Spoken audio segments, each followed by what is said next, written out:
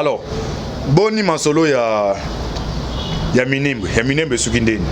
Ndeko nazana esengo makasi. Abi chef de l'État akoma arbitre ya VAR. Nazana esengo makasi. Vidéo batali vidéo babi kene ezali penalty. Nana esengo makasi to kutana na yo.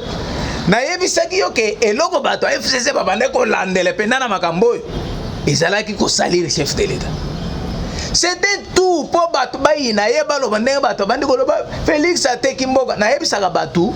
tant que Félix akuzala président de la République démocratique du Congo.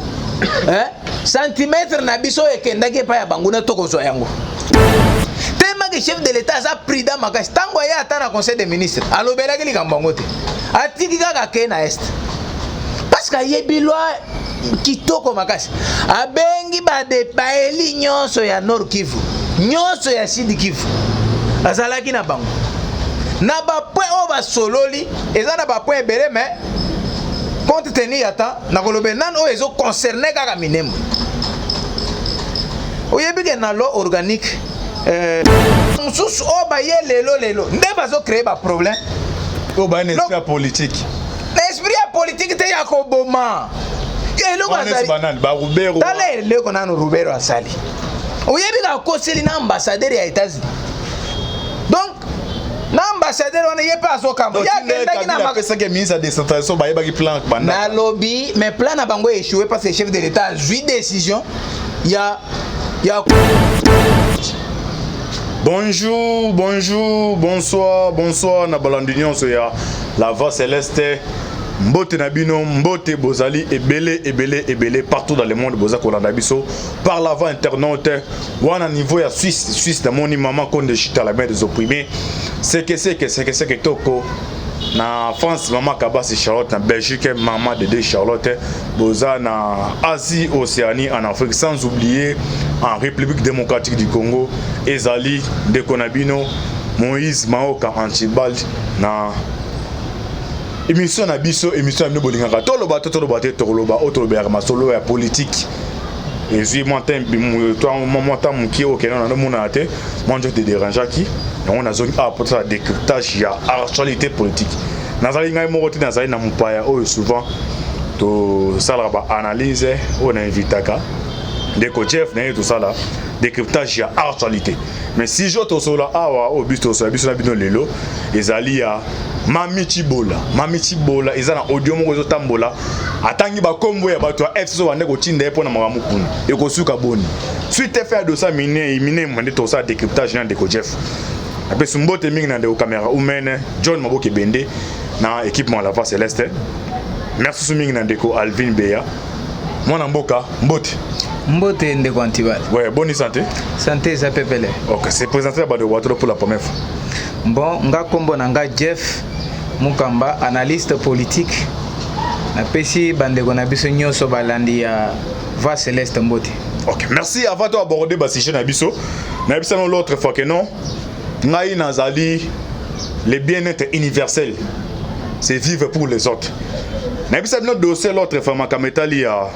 Maître Peter Kazadi. On a vu ça que non, ils ont maman moko asifana na Suède.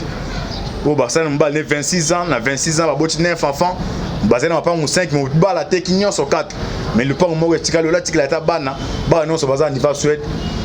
Alors il en soit tekango. Alors je dis les 4 à les 23. Aux étonnant longtemps la binowa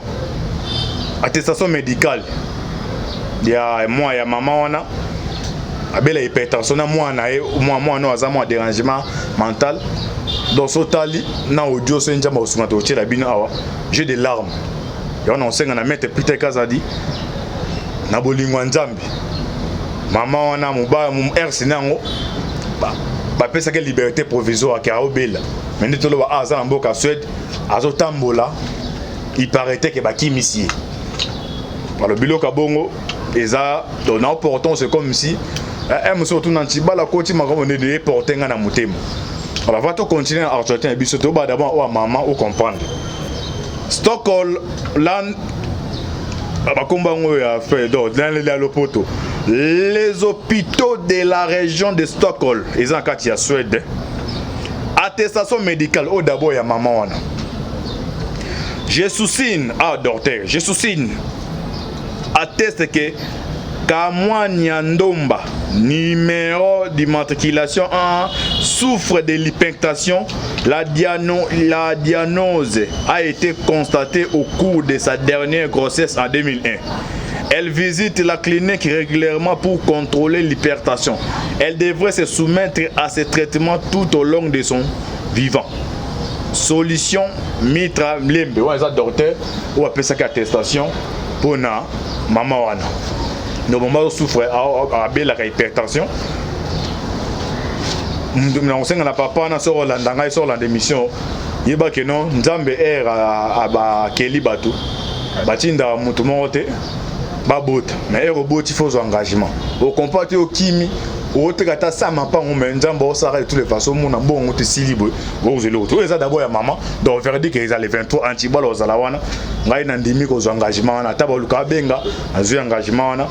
pour maman ne pas on tikali wana maman ona na bana na bazongo. Oza ya maman totanga ya mwana peut-être bobana.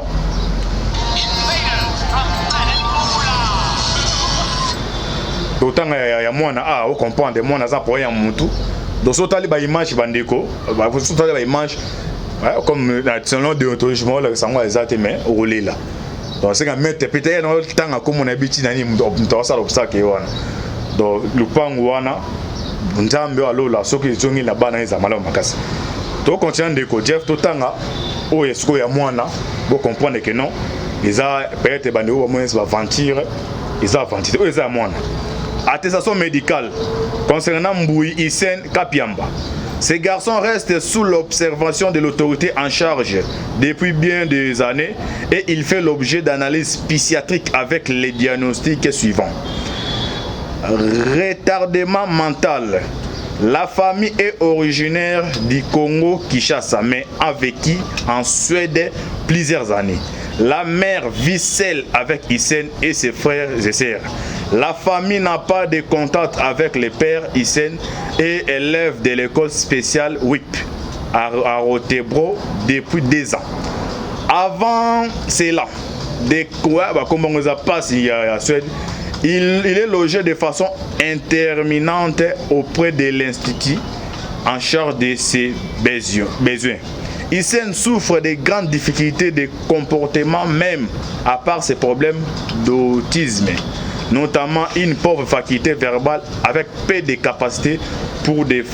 phrases entières. Aussi, il est extraverti en outrance menant à des agressions physiques. Il démolit les meubles et d'autres objets de valeur à la maison comme par exemple les ordinateurs, etc. Isen est fortement victime d'une motorique spasmodique. Il est incapable d'efforts soutenus et il s'agit avec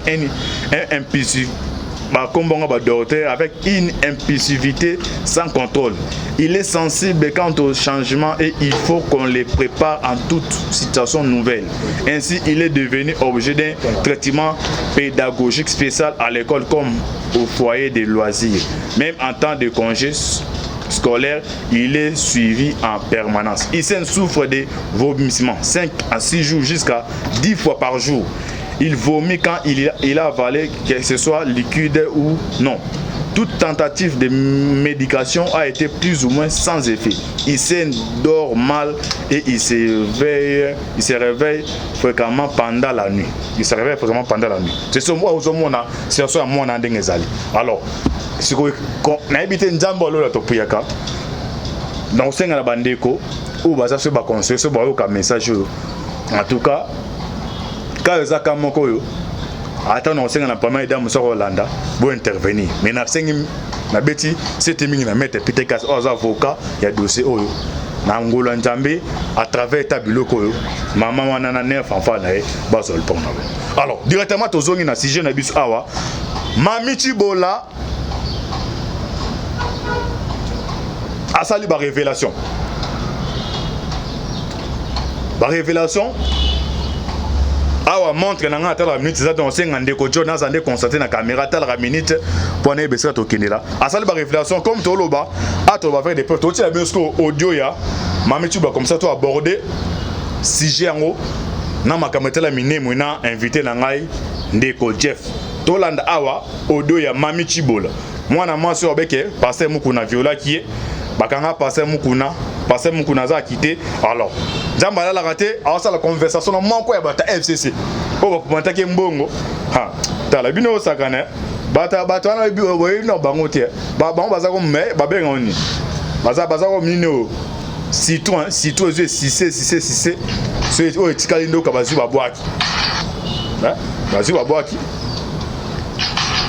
alors tolanda Mami Chibola tolanda comme ça to continuer l'inviter nanga nimisanga mikolo na bengi yote na beleki fembe déranger kinga makasi pasteur ulamu tete okoyebisa bato na bapesanga mbongo na ngai te navandi na ngana no kimia kokanisa te ke songa navandi kimia nazobanga bango jamais nazobanga bango pe baza na eloko baosala nga ata moko te nazobanga bango te bapesa ngai mbongo na nga basi bautilize nga ndenge bautilizaki nga même si lelo soki batiki mokuna batiki yango mpona négligence na bango moko eza faute na ngai te so baza na motema mawa lelo baye kozwa ngai na bana basundoli ngai lelo bana na ngai babimi biloko moko na nzoto a cause ya place bavwandi eza bien te bapianga mbongo na nga so bapesi nga mbongo na ngai te asi na kufi nazobanga kopola te kopoli kosala eloko te donc préféré napola me nsima kopola na nga ekozala makambo mosusu soki balingi kimia tobandaki na kimia tosise na kimia baliki osala nga bajo baliki ozwa bato moko aparke basala jeu po okenga nalonga na place wana bapesanga mbongo na ngai te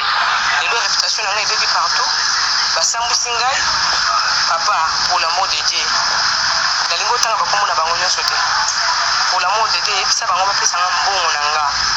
balibere nga mbongo na ngai nalingi baproblème te bapesanga mbongo na nga toyokanaki na bango soki balingi kimia soki bapesanga mbongo na nga te bakotikala mpe kozala kimia te mpona kotika bango kimia te naza deja na bacontacte na bango nyonso tu nakozala na kimia te na bango nakondima oyo nyonso ekoya eya nango lelo nga navandi bango bazovanda bie nga nakomovanda na kobatama boyebi bamenaso nga nazwi te place wana nga nazwi ndako wana place wana tozwaki ndako wana nalongwe deja place wana tolongwe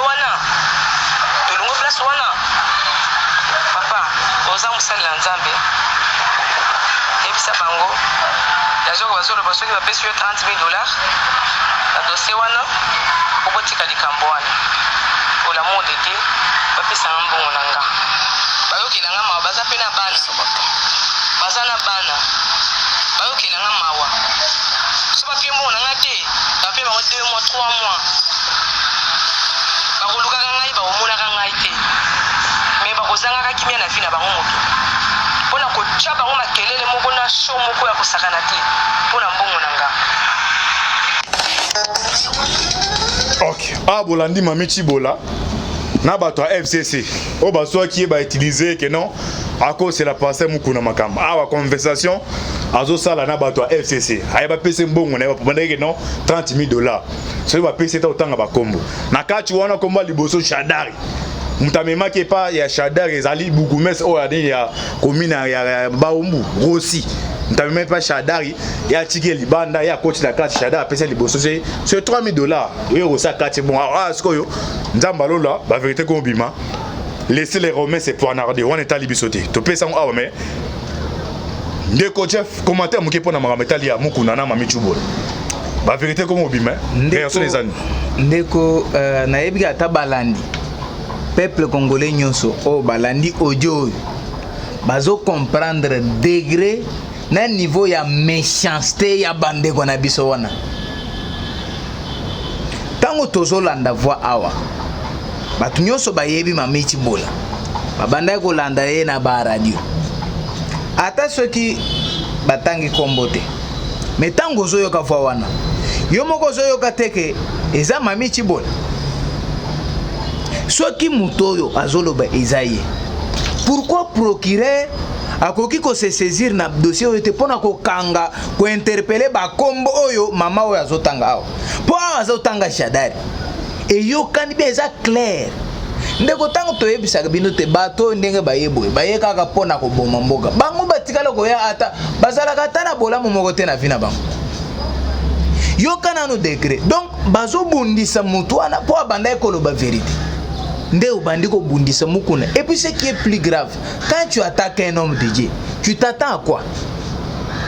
Ozo zelenini tangu yo oza attaquer un homme de Dieu. Donc ezakaka yoko kendeka na enfer ndeko ezaka ebandeli omoni makamba bien ezo ya nasima ponde babandi boy bango moko ndenge babandi bakosilisa yango eza répercussion ya makambo basemaki nde bazo récolter so ka tangi ba komwala penda asia tangi yo ka tangi chadarité est-ce que ezangai awa zo tanga tangi ni chadarité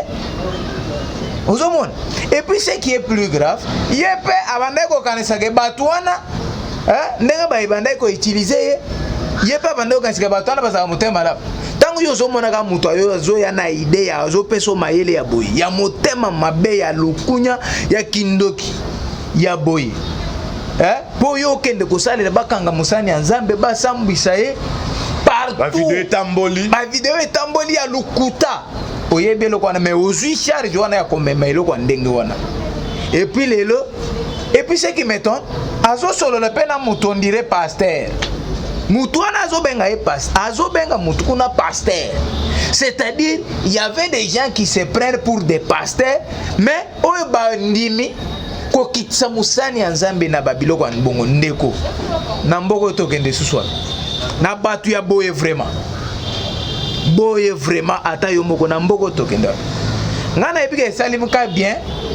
pourtant bakokanga sikoyo bakokanga bango sikoyo po boye il faut bakanga bango tant bakokanga et comme teke o biso communauté tel totele mo bakangi nini asa champion na makambo po bango batele maka o eza chasse aux sorcières te bino moko mutu bokenda koluka makambo bokosilisa yango ozo comprendre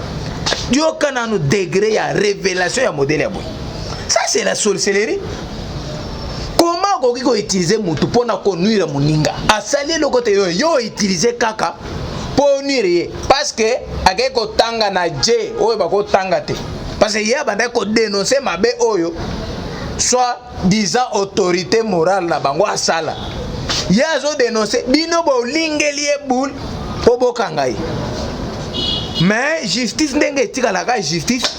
eloko alukuta etikalaka ya lukuta yango nde omoni tokomi na baniveau ndeko. Ok, merci ndeko Jeff yango tokomi na baniveau oyo. Alors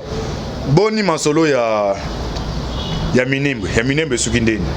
ndeko nazana esengo makasi abi chef de l'état akoma arbitre ya VAR nazana esengo makasi video batali video babi kena ezari penalty nana esengo makasi tokutana na yo na yebisaki yo ke eloko bato FCC babande ko landele penda na makambo ezalaki ko salir chef de l'état. C'était tout pour bato bayina yeba lo bande bato bandi ko loba Félix ateki mboka na yebisaka bato tant que Félix azala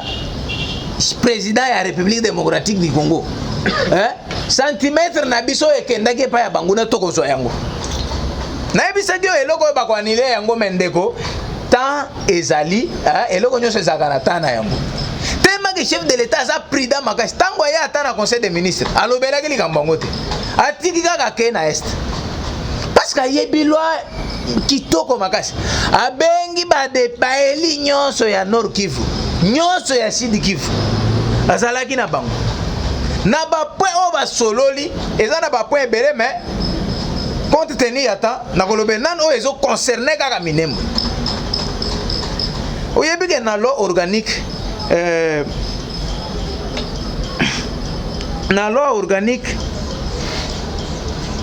oyebi ke na nini na loi organique bar pardon de Gonatala nini numéro ya loi na loi organique numéro 08 bar 16 17 octobre 2008 portant organisation en fonctionnement ya ba entité territoriale décentralisée lokola ba commune ba territoire et lo ba ke pona ko sala pona ko créer commune premier ministre nde moto ako créer ako nani ako sala ko signer décret mais pour signer décret wana il faut ko signer yango sur proposition ya ministre intérieur après avoir kozwa aval. Donc, avis de non-objection, donc confirmation aval et assemblée provinciale. Donc, assemblée provinciale, ce qui est PC avis na yango endimi, n'est pas créer commune. Vous comprenez? N'est pas la bongo. Mais yoga na ya minembo ndenge salem. Ba signaka na donc le 13 juin 2013. Matata mponya azwaki degré atindalaki nanu batu ya assemblée provinciale ya Sud Kivu po ba pesa position na bango par rapport ya ba commune. Mais na eloko ya atindalaki bango atindaki minembwe te. Ah bon? Oh, atindaki minembwe te ndeko. Yoka na degré ya lukuta na aventure atindi minembwe te. Bango ba traité pe tango ba ye kozongisa confirmation na bango tango ba pesi aval wana likamba minembo eza kuna te. Mais na ko signer degré ya ko créer ba commune o batindaki aye ko kotse minembo uti wapi ndeko yoga nano escroquerie. D'abord tango ba ye ba kotisi ba bimisi. Donc c'est dit avant on continue surtout l'année de ça minembo be déjà c'est-à-dire Kabila déjà a salé plan nae ce qu'on a surtout à sundela be na lobby oyo eza plan déjà mais ba beti mabe pour comment ne oh mais yo eki décision chef de l'état vite continue ton sol là sikoyo basali nini tango bazoya na décision wana na 44e réunion ya conseil des ministres mercredi ozomona tango bakeye na conseil des ministres eza likolo ya bato nyonso eza likolo ya premier ministre parce que président azalaka na kati bazwi décision par rapport ya ba réaction ya ba communauté bazwi décision que to sursoir eloko oyo sursoir décision wana. Mais le 15 ya date mususu premier ministre azoya ye moko na ndenge na ye a signé degré moko a sursoir décision oyo bazwaki na conseil des ministres. Yoza nani parce que conseil des ministres c'est likolo ya premier ministre. Conseil des ministres c'est une décision premier ministre le même premier ministre a eu degré par rapport ya conseil des ministres c'est le chef de l'État. C'est le chef de l'État par rapport ya conseil des ministres on a eu degré que basir soir le Congo. Premier ministre aye kozonga lisusu a sursoir degré na ye moko. Yoka nanu degré ya lukutana ya escroquerie politique o balingwa sala po bateka mboka na biso. Or barate mission na bango nani tanani Roubaix waza mutu fo sanctionner asali même autonano yeme asalaga ye atuna kitende ko tozo koma kuna atuna kite oyebi ke ta to ba apporter disparu facha atuna na so ya zoye ça na oyebi ndekozo continuer nda ça na yeme rien conseil monsieur bandi ba na malembe meski est-ce que vous pouvez se déconnecter dès na lobiga boy pas un moment c'est pas fancha benga Kabila bi azaza porter disparu continue seconde go tango ba ye ko soit une décision wana aye ko signer mo ya sur soir décision à conseil des ministres violation na grave intentionnelle ya constitution tango siko ko signer degré il fallait ga signer a autoriser pona ko alongoli mesure wana mais atango alongoli mesure nde ba ye ko profiter ya konomé ba bourgmestre il fallait qu'on nomme partout parce que ba commune oyo kuto assemblée nationale a pesaki avis wana recommandation wana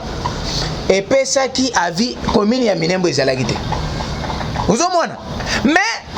na ko nomme ba ye ko nomme bourgmestre kuna ba chemba la moko